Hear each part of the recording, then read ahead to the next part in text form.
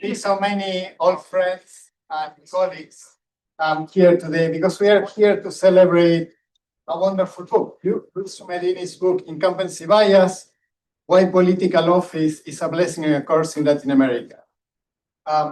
Notre Dame has a long tradition in the study of political institutions and Latin America, and I think this book represents the best of both traditions, pushing us to think about a fundamental political problem in very novel ways. For those of you who are following online, Luis Schiumerini is an assistant professor of political science and a faculty fellow at the Kellogg Institute. He's also the co-editor of the book Campaigns and Voters in Developing Democracies, published by the University of Michigan Press.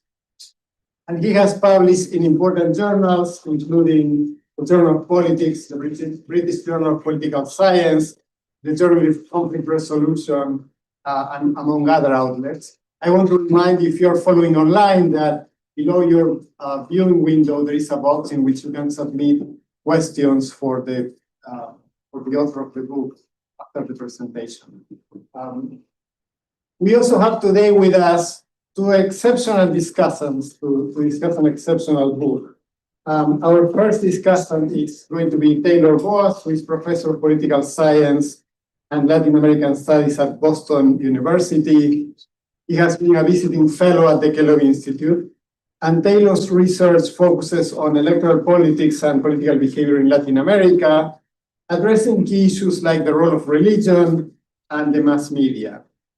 He is the author of Evangelical and Electoral Politics in Latin America, Presidential Campaigns in Latin America, both published by Cambridge University Press, and Open Networks, Closed Regimes, published by the Carnegie Endowment for International Peace. He has published articles in the American Journal of Political Science, the Journal of Politics, and World Politics, among other venues. And our second discussant is going to be Wendy Hunter, an old friend who is a professor of government at the University of Texas Austin, and also a member of the Kellogg Institute Advisory Board. She has done extensive work on the military as well as the Workers' Party in Brazil, and she's also an expert on social policies in Latin America, and more recently, Wendy has worked on migration and identity documentation. So she's the author of several books, including most recently Undocumented Nationals and The Transformation of the Workers' Party in Brazil, both published by Cambridge University Press, and Eroding Military Influence in Brazil, published by the University of North Carolina Press. Wendy has published articles in American Political Science Review, the American Journal of Political Science, and Comparative Political Studies, among other venues. I understand that Luis will introduce the book first, then Taylor will have some comments, and Wendy as well. I want to thank you all for being part of this event.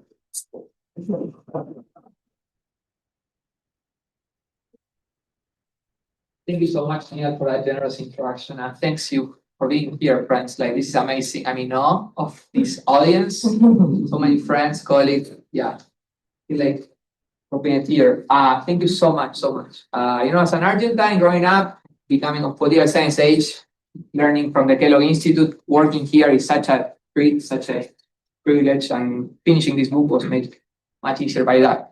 I want to thank the Kellogg Institute, Aníbal, Therese, Mauricio, for being so generous in helping me put this together. And of course, my wonderful discussants that I learned so much from, Taylor, Wendy, thanks so much for being here. So I want to provide you some background on the book, the core motivating questions, and a glimpse of my research approach and the evidence to kick off the discussion. I'll try to be brief. So we were approached by an aspiring politician who wants to hold a seat in the US Congress. Our best advice would be for them to wait until an incumbent retires or really dies. Because as we know, the chances of a challenger defeating an incumbent for a seat in the US Congress are very, very slim. We have like a roughly 40 percentage point incumbency advantage. We should be even less bullish about the challenger's chances if they wanted to hold a seat to be Argentine governor or Indonesian mayor. There we're talking about like a roughly 50 percentage point incumbency advantage. Now, the decks are stacked against incumbents in other countries, quite surprisingly, right? We should suggest to a politician in Brazil that wants to become a mayor, or someone who wants to become a state assemblyman in India, that they will actually, by all means, challenge the incumbent, because in those places, it is the challenger who is much more likely to win the election than the incumbent. So we're talking about incumbency bias, right? This is a widespread phenomenon that I define as the thematic difference in electoral success between incumbents and challengers that arises simply because incumbents hold office, right? And this encompasses then incumbency advantage, that's positive incumbency bias, and disadvantage, that's negative incumbency bias. We obviously care deeply about this phenomenon, we worry about it, but still some important questions have not been answered. My book tries to fill this gap. There is a conceptual framework that I developed to really integrate these two versions of the phenomenon. Also, I have some basic questions. So the first one is, why is it that democracies that have free and fair elections create a seemingly uneven playing field, right? We tend to think that voters engage in electoral accountability, they vote for whoever is the highest quality candidate. In principle, incumbency says nothing about the qualities of a competent or good policy platform candidate or someone who is honest, right? So why do we see this gap? Secondly, why is there variation in incumbency bias, right? Manifesting as an advantage in some places and as a disadvantage in other places. That's quite puzzling as well. Most of the answers we have are partial because they look at one individual country, another individual country, and then the explanations are quite idiosyncratic. So hopefully, if the answer is questions, we can also shed light on the normative question. Is incumbency bias good or bad for democracy? Most of what we know, most of our priors emerge from work on clientelism and corruption, right? So the literature on clientelism argues that politicians exploit office, they take advantage of their massive access to public resources to target constituencies and build power over time and perpetuate their incumbency advantage. Conversely, the literature on corruption argues that voters, especially in the developing world, so often encounter crooks in office who take advantage for personal enrichment of the resources they have access to, and therefore oust them systematically. That's why we see incumbency disadvantage. So in both cases, the prediction is bad governance explains incumbency bias. There is a lot of truth to this, but I think there are at least two gaps when it comes to explaining incumbency bias as we see it. The first one is that we know that, in fact, most of the evidence from across the world is that voters reward good governance, right? There is much more reaction in electoral outcomes to public goods provision, economic growth, than actual negative behavior, such as corruption, as Taylor has studied, for example. At the same time, these arguments predict a uniform incumbency, right? So political systems end up in an advantage equilibrium or incumbency disadvantage equilibrium. Why do we see variation? So with these gaps as a premise, I develop an argument that tries to explain incumbency bias, really stressing electoral accountability based on good governance, right? Especially in new democracies, we face, low information environments. Voters have a hard time learning about the policy preferences, the platforms of candidates, and therefore they rely strongly on performance in office, right? They reward whoever delivers public goods, economic growth. Now, this has an elective affinity with incumbency bias. Why? Because voters' expectations are generally not aligned with incumbents' capacity to deliver those expectations. Even if voters are rational and reward outcomes that benefit their welfare, they may not observe the capacity of incumbents to actually provide these values. In that gap, that potential mismatch, incumbency bias emerges. And in particular, I argue that institutions systematically place political systems in different incumbency bias paths, right? In this following way. Political institutions shape incumbency bias because they shape the policy scope of incumbents. Right? They make incumbents more authoritative. Like, for example, they have to do more things. One feature that does that is decentralization. Decentralization regimes are ones that allocate responsibility easily. So higher authority, higher policy scope means higher expectations, and therefore the bar is higher. When it comes to incumbent capacity, fiscal institutions are the ones doing the work in at least two ways, but at the core, it's how they condition access to resources and spending of resources, right? Incumbents may be more dependent on transfer from upper levels of government, and at the same time may have less discretion in allocating where resources.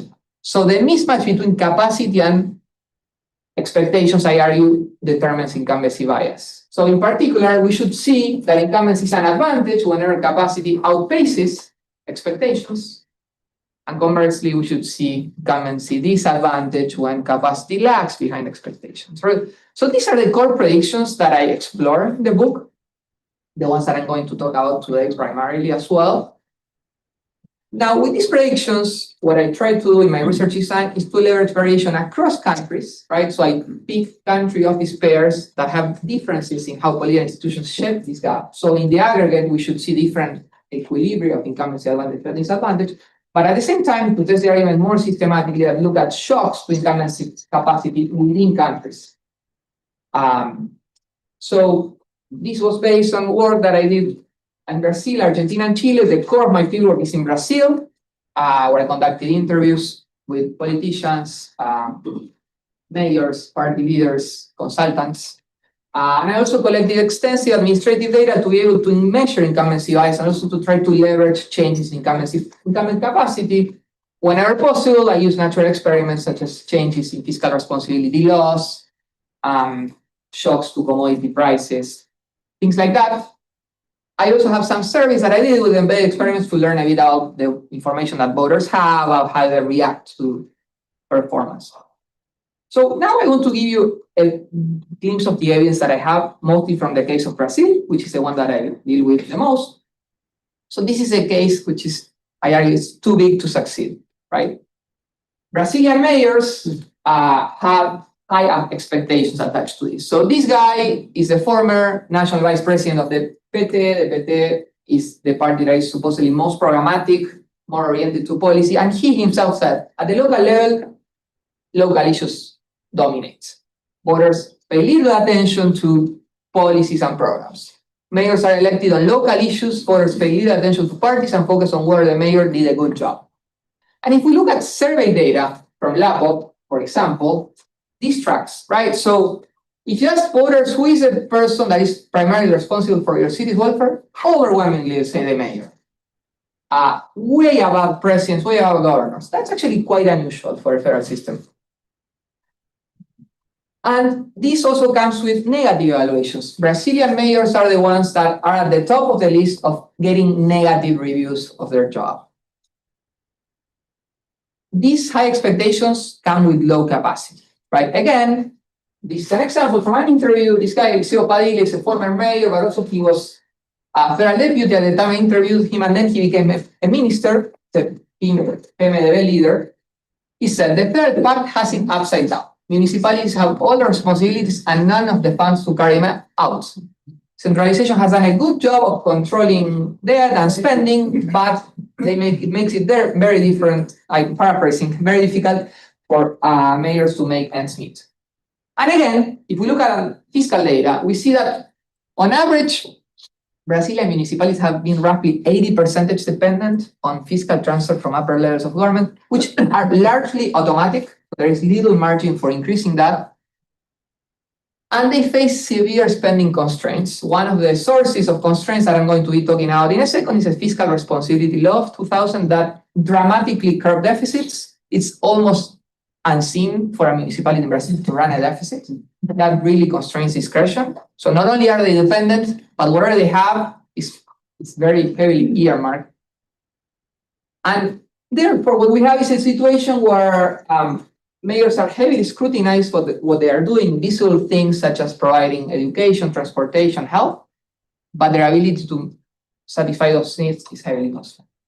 So to test this more systematically, I looked for ways of trying to see where incumbency bias changes within municipalities over time as a result of changes in incumbent capacity. So one thing that I explored is the impact of the fiscal responsibility law. This law was written in 1999, 2000, and only then applied. So what I did is I compared changes in incumbency bias between 2000, where the law was not binding, and 2004, in places where the law would be more strongly constraining spending than in places that not. In particular, one of the features of the law is forbidding deficits. So the law then is really binding in places that were running deficits by 2000. we shouldn't see that the shocking capacity would matter in places that were not running a deficit. So what I'm showing here is that we see the large incumbency disadvantage only in places that were running a deficit after the law was approved, right? Whereas places that were not running deficits stayed fairly the same, and we continue not to see an incumbency disadvantage. The definitive estimate says that there is like an 11 percentage point decrease in incumbency bias, that is an increase in the incumbency disadvantage. I argue that this is because the resources are shaping the ability of mayors to deliver public goods. So one way in which I explore that is by estimating the incumbency bias in each municipality. I'm not going to get into the details of how I do that, but essentially the solid line shows incumbency bias across Brazilian municipalities. And on the x-axis, we have how much public good spending has changed in a municipality relative to a prior term. By public good spending, I mean education and health. That's it. Those are the primary issues. And transportation. What we see is a positive increase in incumbency bias contingent on increases in public good spending. But quite remarkably, we see that high spending areas, one standard deviation above the median, have an incumbency advantage, despite that the median is an incumbency disadvantage. Indeed, the bulk is disadvantage. This is where most of the data is, and that's why the average in Brazil is roughly 4 or 5 percentage points disadvantage. But consistent with my argument, we see that actually even in a place that is hard, high positive shocks to transfers that allow for spending increase the incumbency advantage. So there is wide variation, even if in the net there is disadvantage. So all of this evidence is aggregate, right? More transfers allow for more public good spending, and we see incumbency bias. But we haven't seen much evidence of what voters are doing. So to learn a bit about that, I did 2 survey experiments. I'm going to just talk about one now. In Brazil, in 2 state capitals, in the state of Bahia and Salvador and the state of Sao Paulo, I conducted a survey experiment where what I tried to explore, amongst other things, was how voters react to information. The question being, is this a rational behavior? By which I mean, even if voters do not observe the exogenous shocks, what they should be rewarding is what's relevant to their welfare and that what incumbents can control, which is public good spending. Voters should, however, not respond to fiscal transfers. That's irrelevant, that's exogenous, does not speak to the competence of the incumbent. The aggregate data cannot tell the difference between the 2 things, right? Because we don't know what voters are reacting to. So one thing I did is to randomly assign voters to hypothetical electoral scenarios where an incumbent is facing a challenger. And in one scenario, they observe a fiscal windfall, right? More transfers. And in another scenario, there is a fiscal windfall that comes with public good spending. I did other things that I'm not going to talk about now. So what we find, consistent with what I would expect, is that if we ask voters how likely they will vote for the incumbent relative to a control group where there is just a scenario, we see that the fiscal windfall does not shape voters' evaluation. There is no reaction to the irrelevant view. However, when the fiscal windfall comes with public goods, ostensibly exogenous, voters are told this was not the mayor's responsibility for this money to come, because that's spent in the district that's rewarded. I have other questions where I ask also voters to evaluate the competence of the incumbent, and consistent with this mechanism, we see that fiscal windfalls has no effect on citizens' perceptions of income incumbents, but public good spending does. Okay, so this is consistent with the idea that the mechanism through which the shocks to capacity drive incumbency bias are voters rationally evaluating public goods, which suggests that good governance is the driver of incumbency bias. So just to conclude briefly, what my group explores just at the very current bigger level, there is a finding that is important, so there is variation in incumbency bias across and within countries in the Southern Cone. Even if on average we see disadvantage or advantage, there is variation that shows that there is responsiveness to accountability, and particularly to good governance-based accountability. This is no panacea. Ideally, we have more even electoral results. But at the same time, what this suggests is that what drives incumbency bias in developing world are common information shortages that happen also in more advanced democracies. So the action is not in structural, intractable problems of development, but in more mid-range problems of information. So just some potential questions that my book explores avenues of research. One is a timely one, which is why are incumbents losing so often at the national level since COVID? This is in the news. I think my book carries some lessons about that, although I have not dealt with national elections in it. A question that I always wonder and I haven't been able to answer is whether there are dynamic negative incentives of incumbency bias. That is, if incumbents anticipate that in the future they may be advantage or disadvantage, would this condition their motivation to exert effort on behalf of voters? And lastly, well, the policy question, I mean, is it worth and is it possible to adopt institutional reforms that would mitigate incumbency bias? So, well, that's it for me. And I'm really looking forward to hearing what these guys have to say and also you. Thank you.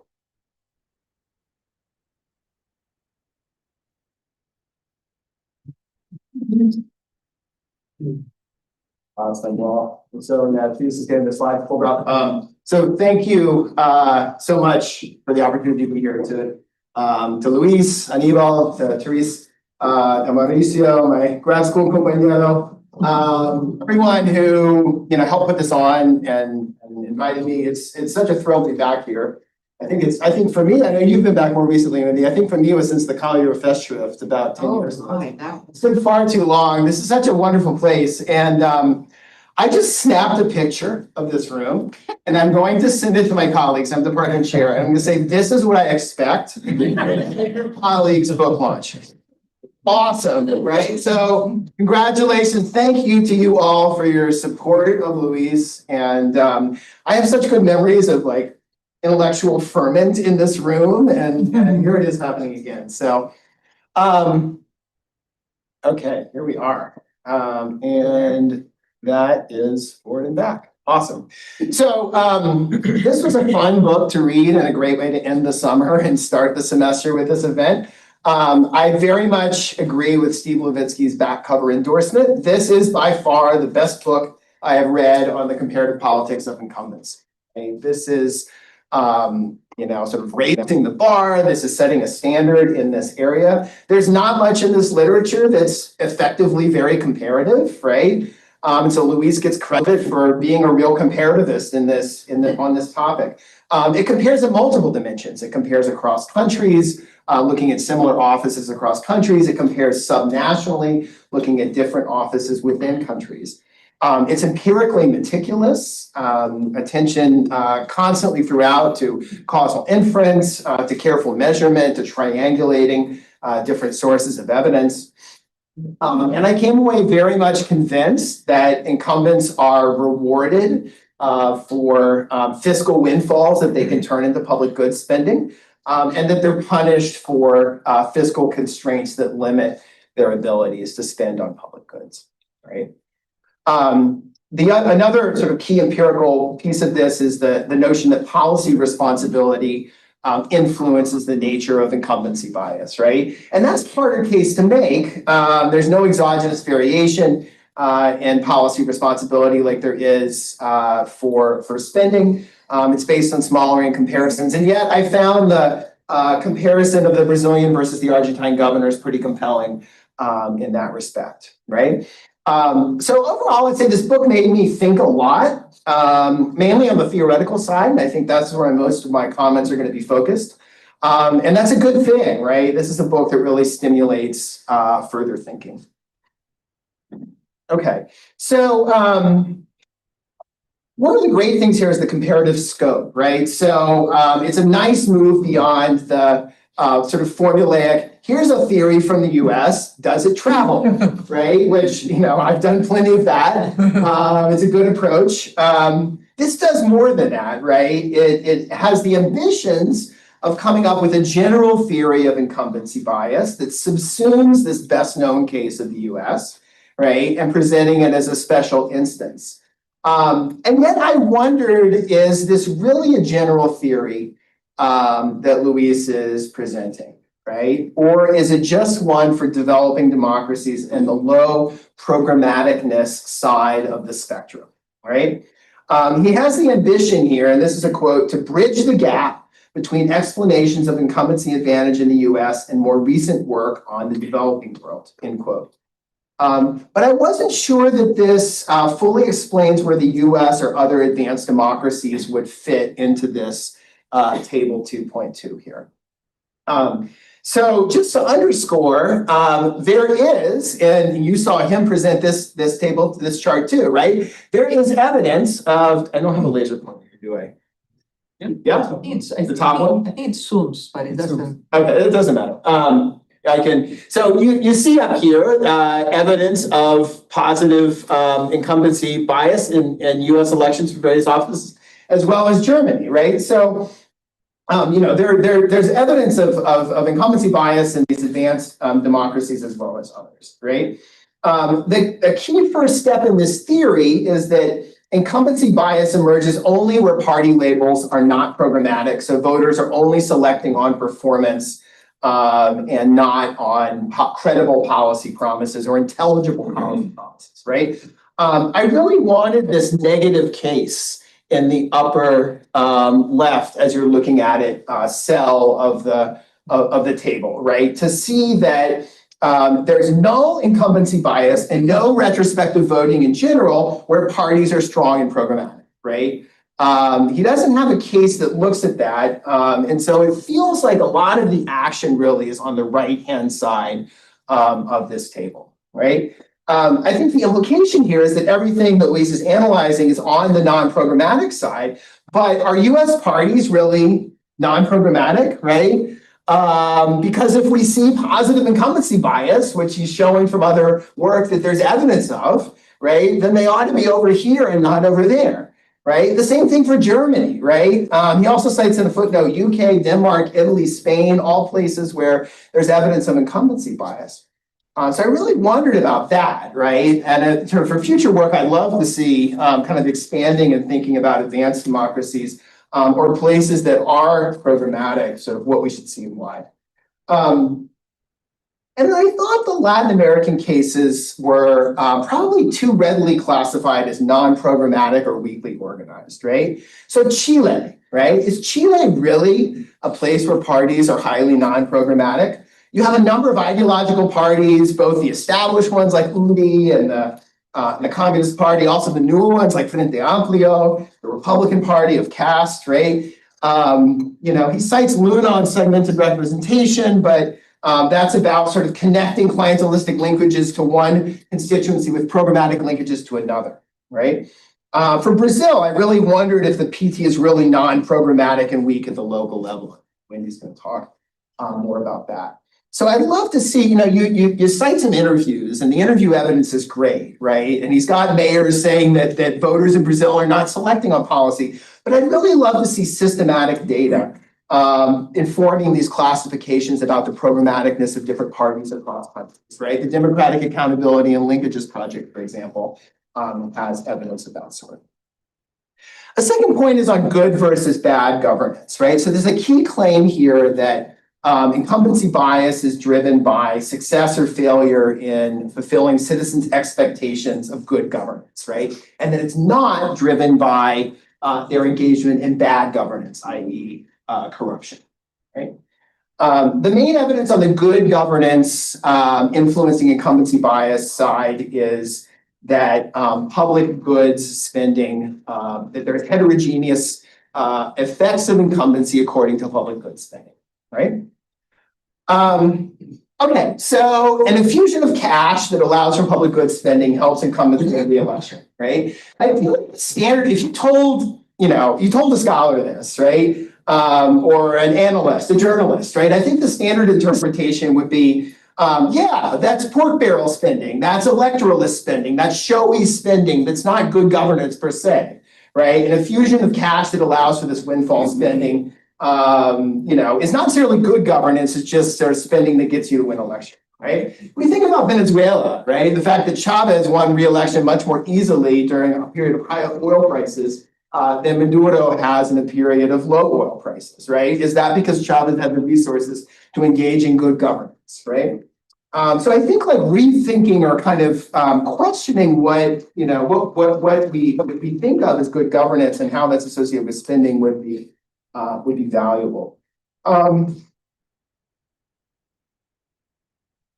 On the bad governance side, right, the main evidence here is that personnel spending and audit irregularities, at least for the Brazilian case, do not explain variation in incumbency bias, right? Here I was thinking about, what about an interaction between corruption and public goods provision rather than the notion of an additive relationship, right? So we think about this Brazilian phrase, roubo mas faz, right? He steals, but he gets things done. I think the implication is that the relative balance of stealing and getting things done matters, right? If you're governing well, and you're providing what people want, you can get away with some stealing, right? You can get away with some corruption, and you are advantaged as an incumbent. If you govern poorly, corruption can hurt you, right? I would suspect that there might be an interactive relationship here, and not simply an additive one where corruption does or does not subtract a fixed amount of electoral advantage. A very theoretical point that came to mind here relates to voter rationality and information.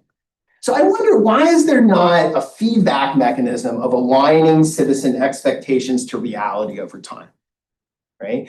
This theory relies on sort of citizens sort of persistently not processing all the information that they should process to make optimal electoral choices, right? So in Chile, Luis argues that voters will reelect low-quality incumbents because the office doesn't demand much of these incumbents, right? They meet low expectations, and that's good enough to have incumbency advantage, right? Voters might be selecting suboptimal choices, right? A challenger might provide better welfare, and nonetheless, they're electing the incumbent, right? Why is that the case? Why is there not some sort of feedback mechanism of improving over time? He addresses this. He says that if fixed institutions were the only source of bias, rational citizens would adjust their expectations, right? But exogenous shocks interfere with citizen updating, and in doing so lead to temporal and subnational differences in the electoral returns to office. So I wondered, why is it that exogenous shocks are so illegible, so difficult for voters to understand, but institutions and the sort of policy powers that different elected officials have are so legible, right? Because he says, quote, citizens command good general knowledge of political institutions, end quote, right? But they have difficulty with other forms of knowledge acquisition, right? Understanding sort of windfalls or fiscal constraints, right? Making inferences about candidates when party labels are uninformative, right? So why are political institutions so much more legible to voters than these other things?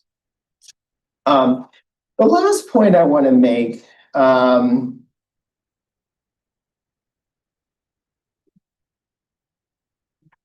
that's a PT point I'm skipping. Okay. So anti-establishmentism. So we've seen a lot of strong anti-incumbent and anti-establishment trends at the national level in a lot of places, right? This can be attributed to systemic and global factors like governing during COVID, inflation, also the country-specific factors, right? Luis talked about that as one of his final points. I wondered also, are these trends at the national level expected to have repercussions at the local level, right? I was particularly struck by the fact that Chilean mayors have strong incumbency advantage, right? Why is that the case? Chilean voters right now are so anti-establishment, so anti-incumbent, right? Look at the trajectory at the national level, right? We've had sort of multiple cycles of alternation between left and right. Presidents can't be reelected, but there could be party incumbency. We don't see that. We're likely, I grayed out Jose Antonio Cast because this election hasn't happened, but he's leading the polls, and this is going to be the likely outcome. Not only, as you see, sort of alternation between establishment left and establishment right in 4 cycles, but most recently, rejection of the establishment, right, and figures from the anti-establishment left and right coming to the fore. Why are we not seeing that same pattern in, for example, Peñalolén, which is one of the municipalities where he interviewed an ex-mayor, Claudio Orrego, right? Why are we seeing the Christian Democrats, which is like the the quintessential establishment left govern being elected for 5 consecutive terms. And then, of course, Vin D'Amplio, the most recent mayor, kind of raises the question of maybe some of these trends at the national level, right? The insurgent left, the same party as Gabriel Boric, winning in this municipality, right? Maybe things are just beginning to change, and so maybe these trends are a couple decades behind. So yeah. Why do they not, or to what extent do national anti-incumbent trends translate down to the municipal level? Thank you again for the opportunity to read a really fascinating book and to engage with it and to make comments, and I look forward to hearing Wendy's as well as your own questions.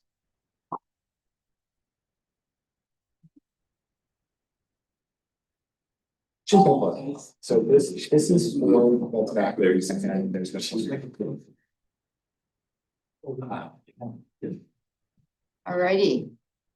So Yeah, that's good. Yeah. thank you so much for the invitation to be here, Luis, Anibal, Therese, and Mauricio. And thank you for writing such a stimulating book. I think this is a very impressive work that only a young person could fully carry off, given how much it took. Appreciate that. The young part. Looking at the clock, I'll move on here. This has an incredibly unified argument. I was impressed by the through line. It's extremely consistent. It unfolds in an incredibly systematic way. It's tightly argued. And so I find it to be a very impressive work. It also made me think a lot about what citizens know about government. You know, you read these things like only 60% of all Americans supposedly can name the 3 branches of government. Is that correct? You look at me like this is my fault. Okay. I'm teaching intro right now, and I'm sure my students know that there are 3 Okay, branches. no, it's about something like 60%. I'm thinking, how much do they know about what governors do and presidents do? We've seen that people don't understand that presidents don't really control the economy. So how much do they possibly know about what mayors control versus governors? You really made me think a lot about that.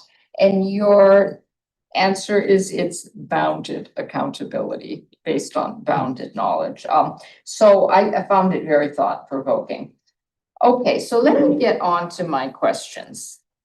One of the starkest questions I had as I read through this was, who in the world would want to be a Brazilian mayor? You have a high scope of action. You have to control a lot. People know this is your purview, but you have very low capacity to do so. So who would want this position? Okay, on the one hand, you were once the challenger, so you could knock out people who were incumbents. But if you have any sense of moving on after being a Brazilian mayor, do you want to wipe out after your first term? So one of my first questions was, what is the implications of the picture that you paint for the notion of progressive ambition? Yes, if you do a good job, get reelected, then you can move on. If you wipe out and don't get reelected, what are the possibilities? So how do mayors, well, first of all, how do you think about whether to try to hold this position? And once you're in this position, how do you try to make up for this dual-pronged situation of anti-incumbency bias? So I benefited from Mayor Cesar. I think there could be more stories in this book. I was aching for examples of people and how they grappled with this and how they saw things. So we meet Mayor Cesar at the end of the book, who started claiming credit for things that he had absolutely nothing to do with, like Minha Casa, Minha Vida. Did people know he was lying? What are the consequences of claiming credit for things that you really don't control? So the whole issue of how incumbent mayors deal with this, I found to be interesting and maybe insufficiently addressed. So by analogy, why doesn't everyone want to be an Argentine or Chilean mayor if you get the opposite situation? That seems like a great place to start a political career in Argentina. So sort of thinking through political calculations on the part of politicians, I thought would be interesting. So then I had a question about whether it was valid to compare Brazilian governors to mayors. This is a nifty little comparison because they have the opposite situation. Mayors have high scope, low capacity. Governors have low scope, high capacity. And guess what? They win re-election a lot more. So I was thinking there's a big rival hypothesis that is alternative to the book's central explanatory variables. Mayors, in all cases, need to win an absolute majority, or you don't, governors, or you don't get to be governor. So you really get vetted through a lot to become a governor, and I think some of this has a protective capacity. Mayors, except in situations of cities of 200,000 or above, can just have a simple plurality. So I don't love the candidate quality label, but I would imagine, I'd be very sure, people who make it to governor are just better than most mayors. And this helps buffer them from getting tossed out. So I did have a question about why PT mayors are seen as less partisan than national pechistas. I get that your job as a mayor is to take out the garbage and make sure the buses run on time. But there's a whole literature about a real serious identification of innovation of PT mayors and social programs, and the PT trying to put up party posts all over the place and really stamp the program on mayoral candidates. I don't know how effective it is. Apparently not altogether effective given your results. But I did question whether they are less partisan than their national counterparts. I did also look at the appendix, and I wondered, you disproportionately interviewed leftists, pechistas, PSOL. So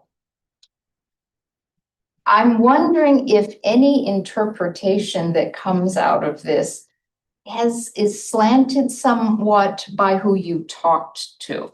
So I went to India and Kenya and I talked to a bunch of NGO people about a certain situation. And then I talked to the other side and I thought, boy, these are two really different stories. And there's something to be said for what other people have to say. So I'm just wondering about the disproportionate interviewing of leftist mayors to get this story. And then very quickly, you're correct that your evidence shows that on the aggregate, corruption and clientelism do not pay. And that people value economic growth and public goods. So the stereotype in the incumbency literature does not work out in the incumbency literature before you, the conventional wisdom. However, I wondered if you use the term bad government and good government a lot. So in a more kind of anthropological, ethnographic sense, I was thinking of both the Hoba mais faz. The good government and bad government is in the eyes of the beholder. It's not an objective sort of quality. And good government can be the Hoba mais faz crowd who says, okay, I know the guy's a little corrupt, but I'm getting something out of it, gets my vote. Versus work by people like Javier Auguero in sociology, who wrote a tremendous article from the client's point of view, how poor people perceive and evaluate clientelism. I'm sure you've read this, Argentine. He works on the basically greater Buenos Aires area. And many poor people don't see this as a negative. They see it in other terms. So again, your collective evidence holds your aggregate evidence, but I'm wondering if you broke this down, how it would cut by basically probably social class. Okay. Okay, so I have two parting food for thought sort of ideas. Okay, so this whole book is really about people's attributions and what information they have to make these attributions.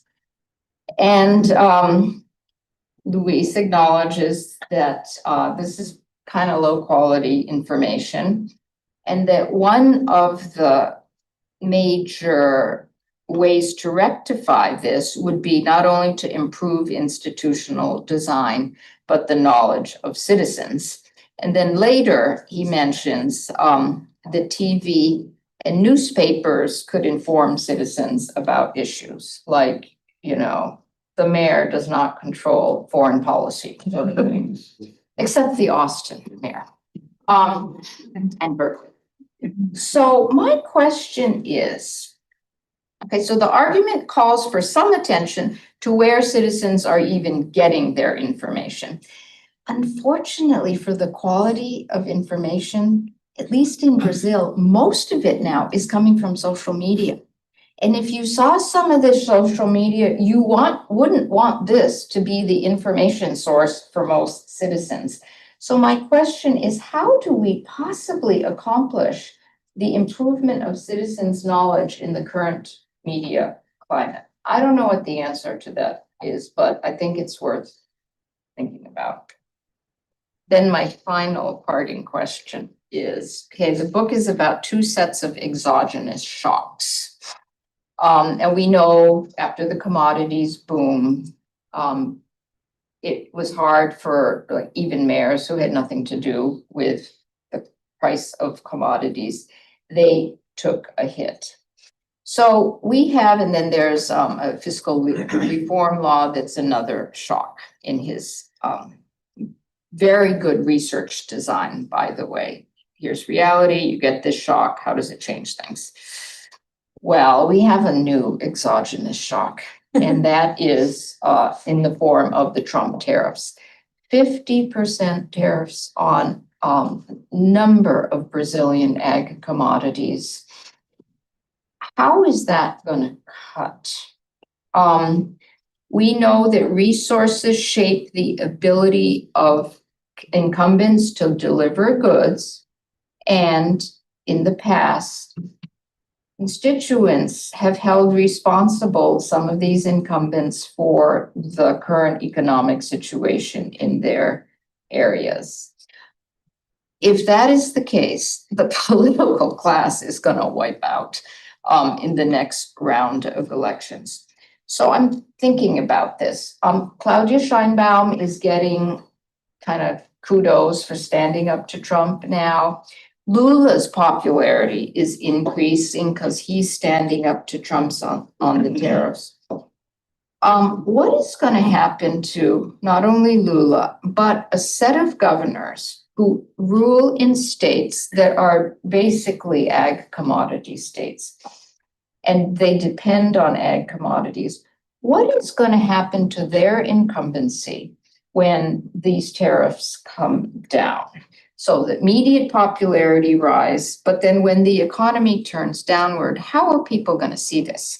Are they going to say, okay, it's the fault of Trump, it would be happening to any incumbent, so I'm not going to hold it against the current person?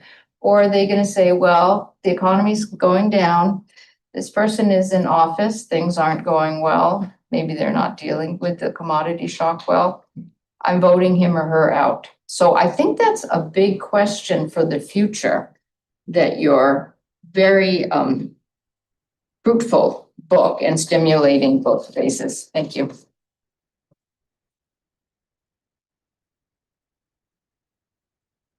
Thank you much for the wonderful comments. Luis, would you like to take a couple of minutes to Wow.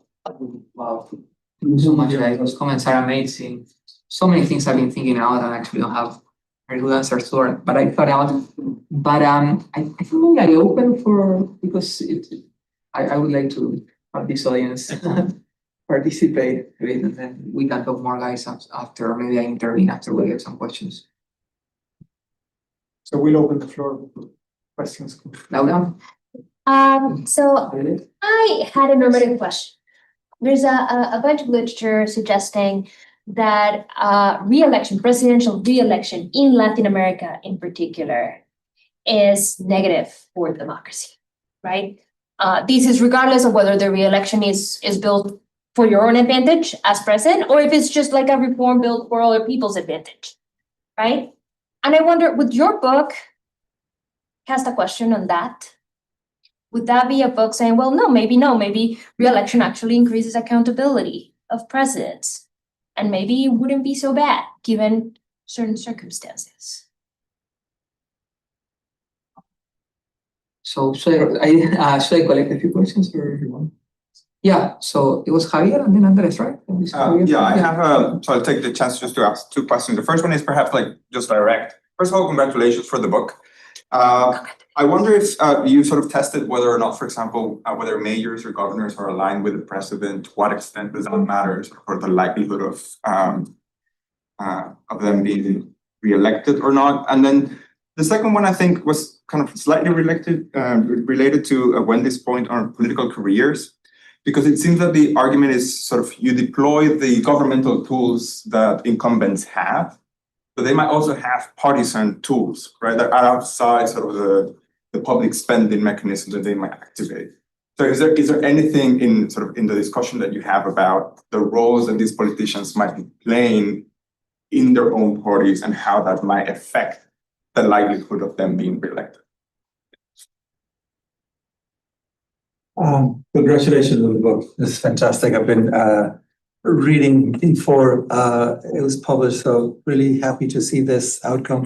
Javier partly preempted my question about the role of the presidents, and certainly could be an endogenous shock. Have you thought about it in terms of it being an endogenous shock? So there's an indirect factor through fiscal controls that could be, constrained or released from the president's side. But have you explored or in interviews any other form of a presidential intervention influencing to prop or to block mayors from re-electing, and whether this is a different effect with governors? Right, so maybe with this, I also take the opportunity to respond to some of the things that were raised. So just going back, I want to go back to the issue of perhaps external validity and comparisons. And so this project actually started, and it was in part motivated. I read Wendy's book, and I thought the chapter on the municipal politics of the PT was fascinating. I had never read anything about that, like rigorous political science. And I went to the field with the core hypothesis that incumbency advantage in Brazil would be about the PT activating programmatic issues and attenuating the historical incumbency advantage having to do with coronalism. And then I have a bias in the interview because I was interviewing Petistas for the most part. And they were telling me, no, at the local level, forget about it. We cannot even find candidates. I have a story there that I tell in Rio de Janeiro of Bernardo Cotrim, who is a guy who was the recruitment secretary for the state of Rio de Janeiro. It's a difficult state for it, sure. And he said, we cannot find candidates. We have the party label appropriated by Crook in some municipality, and he lost, and then we have been paying for it for 8 years. Forget about it, there is no way. And this has to do with, historically, the PT recruited these teachers, these people who were, and they have difficulty. So I was quite reluctant to give up on that hypothesis that I also tested by, trying to see where there is heterogeneity on the PT or ideology, and there is nothing there. So I ended up actually changing my priors and what was written in my prospectus, really finding also the systematic evidence that spending and resources matter so much. So that's why. And this ties into the question of what about the US? And the US at the congressional level is very different than the US at the national level. Even if it has declined, there still is an incumbency advantage in US elections at the congressional level. And I think that for the most part, still it's fundamentally about the personality of the congressperson. Things have changed, and in fact, the incumbency advantage has declined in the US precisely because party leaders have become more important. So that's kind of consistent with the argument, although I make a categorical argument where perhaps it's a matter of degree. But I do think that a lot of examples from advanced democracies like German mayors, members of parliament in the UK, members of Congress in the US kind of align with the idea that because programmatic differentiation there is low, it is mostly about the incumbent performance. Although, I mean, you're right that perhaps there is some incumbency advantage in place with programmatic party levels, and I overstate that case. Then, so going to let me see if some of the other things you raised that I think are important to talk about.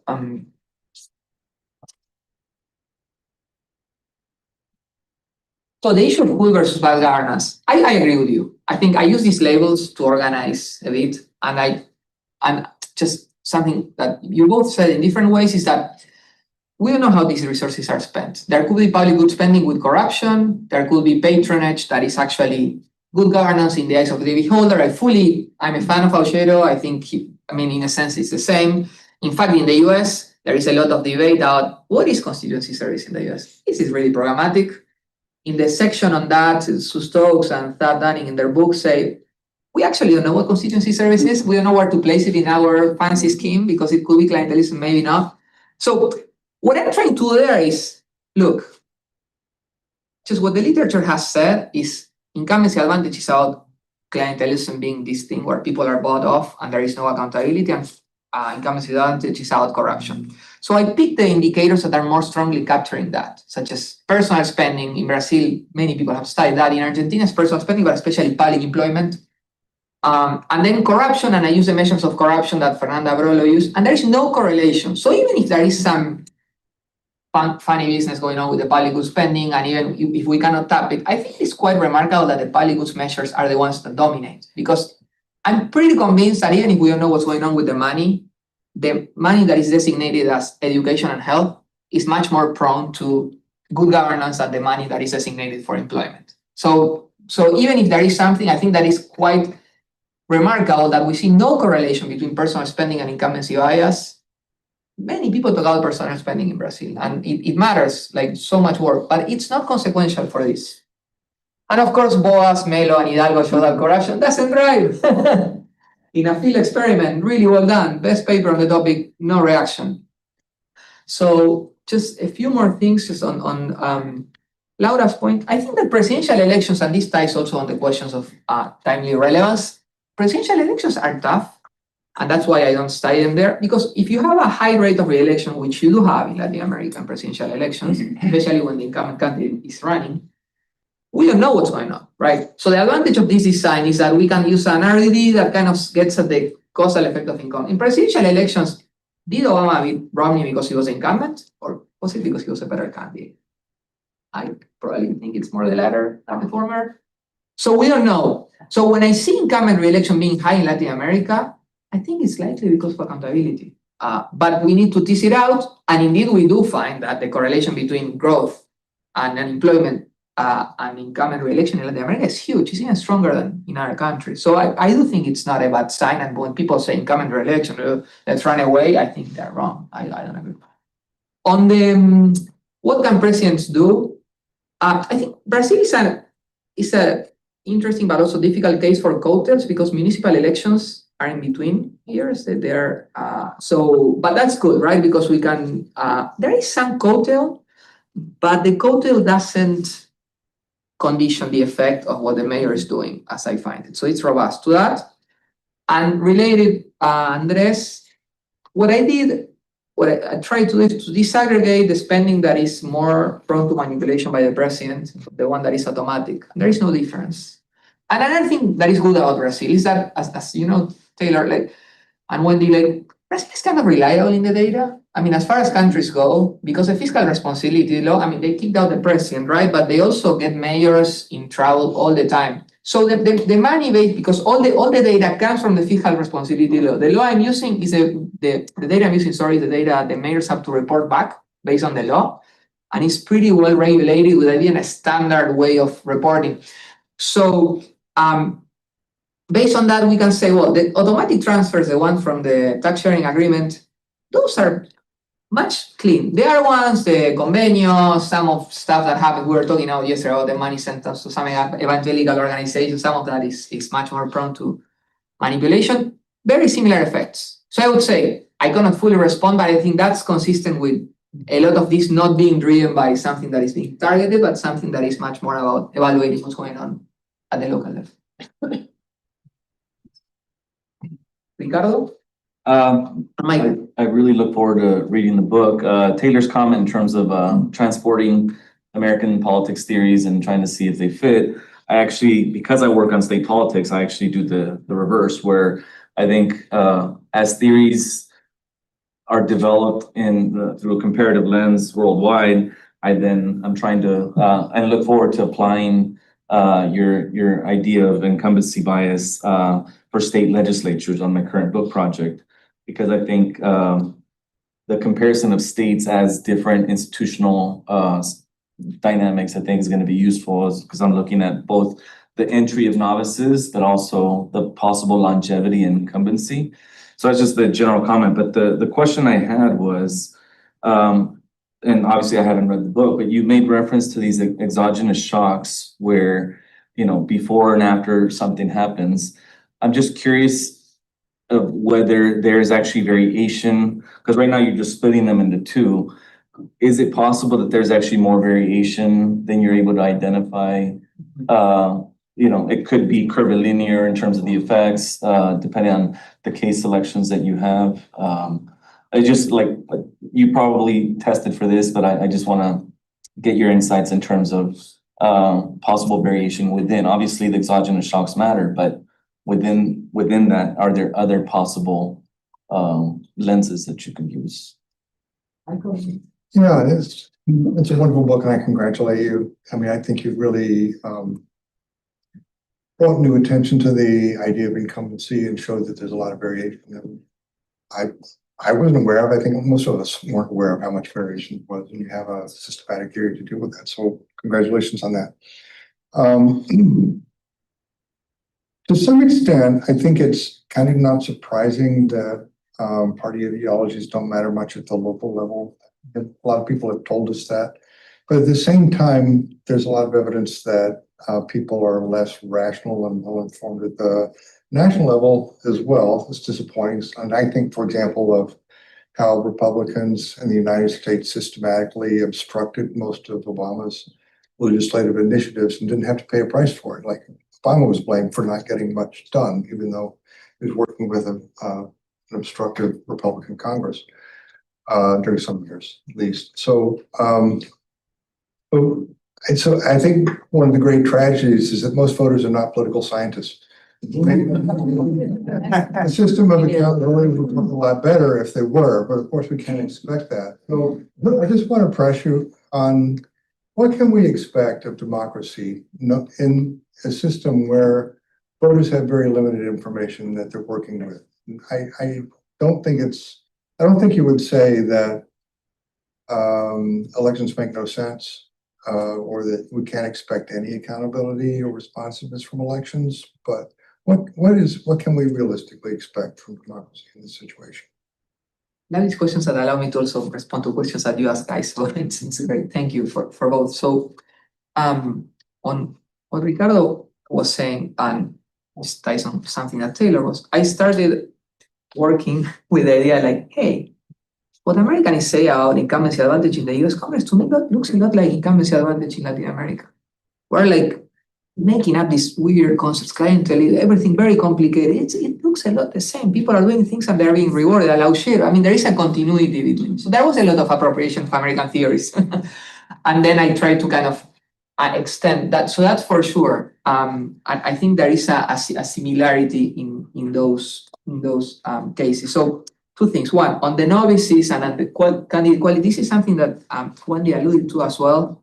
I fully agree with you. It is entirely possible that governors in Brazil have an incumbency advantage because they are better quality than mayors. And in fact, if you look, municipalities in Brazil that are bigger and more developed have a much lower incumbency advantage. Now, there are so few of them, like the average municipality in Brazil has 30,000 people. Like the bulk of this is small places. Like it's I mean, Brazil in so many ways is like the US, most of it is small places, right?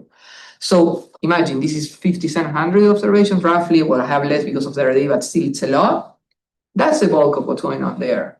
And because of the close election nature, I'm not even picking them up. So the quality of candidates, the difficulties in recruitment that I already mentioned are big, and no doubt governors are right. So that could be it. I still think it's important, the comparison between governors and mayors, because so many papers have been written. Look, there is a disadvantage for mayors in Brazil. Therefore, everyone is a crook.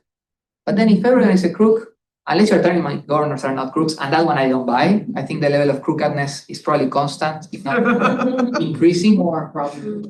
So it's like, stop saying that because of corruption there is no accountability. I think that's such a lazy argument. So, I just want to, I think the comparison helps me with that, but you're totally right that there could be a difference in candidate quality.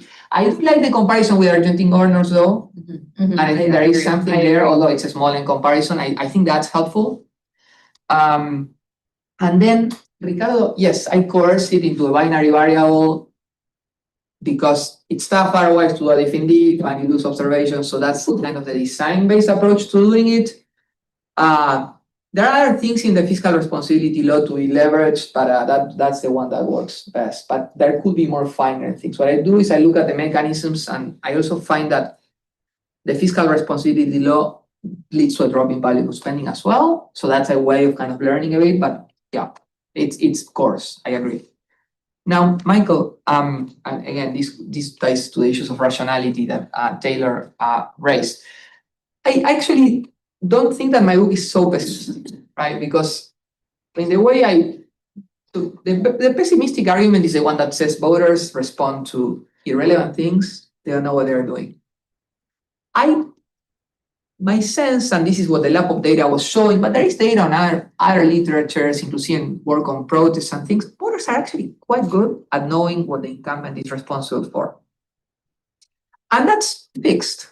So it's more legible in that sense, right?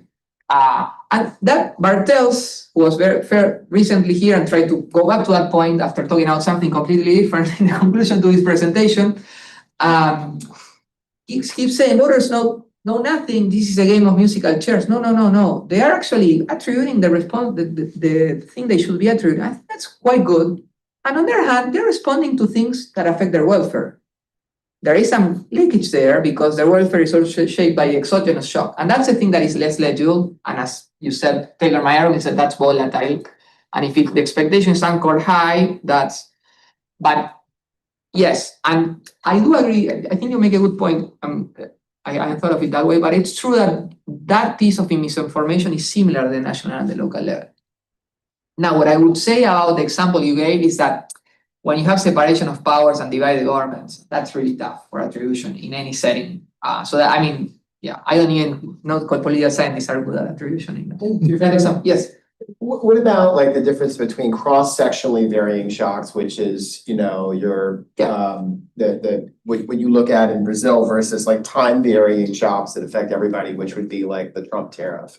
Like the latter, there's a big thing that happens. It's very much in the news. That must be more legible.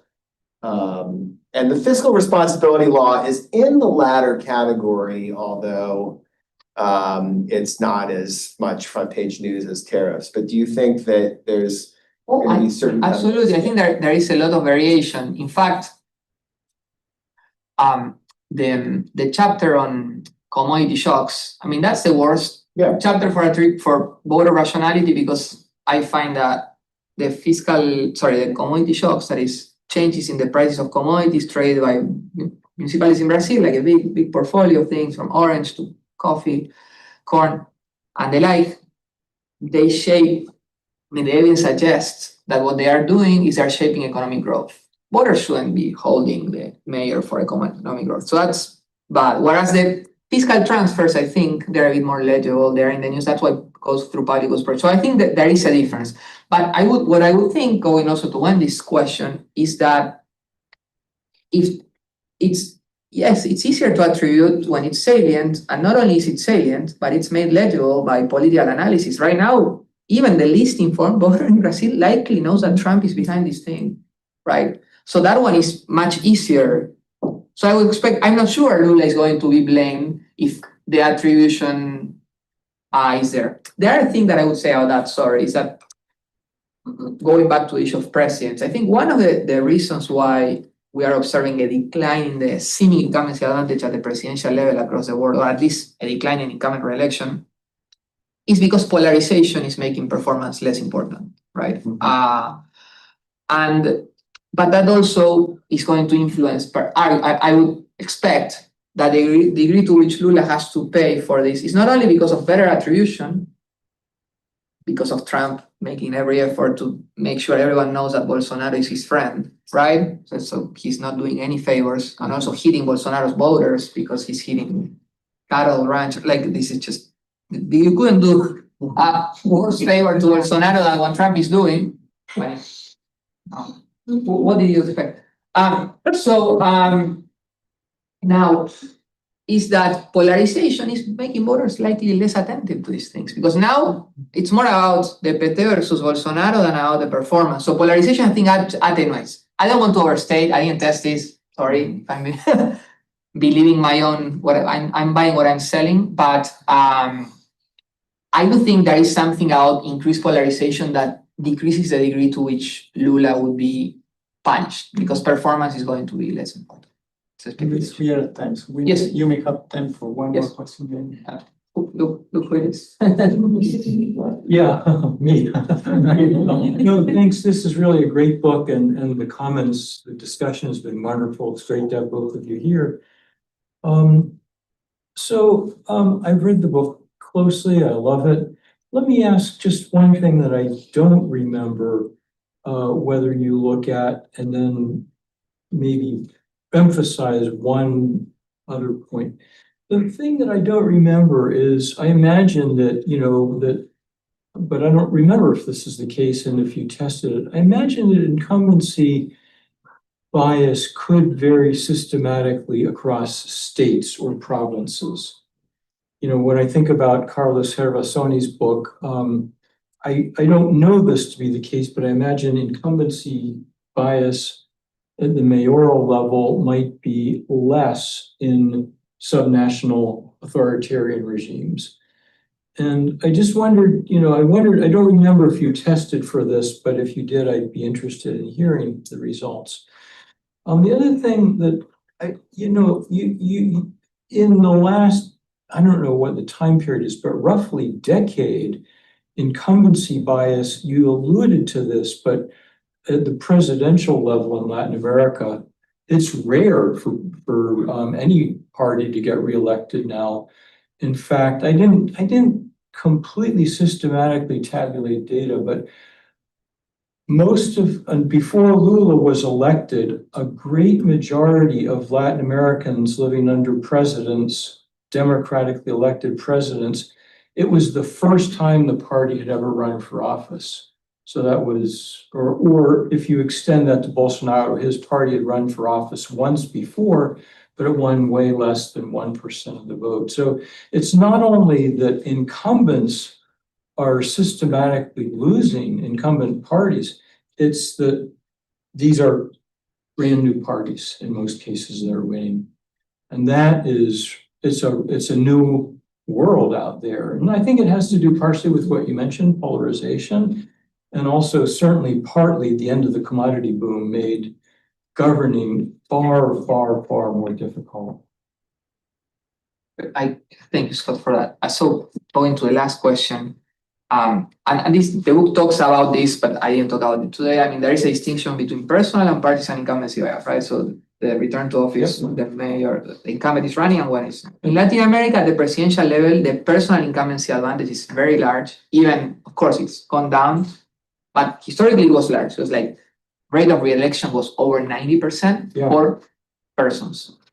And for parties, it was very low. There was a seeming incumbency disadvantage for parties and advantage for persons. Interestingly, the US is very similar in that regard. It's kind of a coin toss if you are the incumbent party, like if you are Hillary Clinton, the term limited, Bush the fire when he successfully succeeded Reagan, right? Incumbent party or incumbent candidate. But in the US, the incumbent person has a huge advantage in presidential elections, even now. So there is a difference between those two, but the personal incumbency advantage seems to still be high. Now, as far as the other question, the measures tracked, the ones that I can compare is Argentine provinces, that they are closely correlated with Cervazonis. And I'm agnostic as to whether incumbency bias is authoritarian or not. He takes it as a measure of authoritarianism. I measure it slightly differently, but quite differently. The thing that I do is I try to see whether incumbent re-election is something that affects incumbency advantage, which is something that he argues, and I don't find any correlation between parties and incumbency advantage and incumbency. But the measures track, and yes, higher incumbency advantage in what Carlos measures as subnational authoritarian places. I'm sure many people have still many questions, but of course, make sure to go out and buy the book. And then, so we can continue the conversation about this wonderful book. Luis, congratulations. Taylor, Wendy, thank you so much for joining us.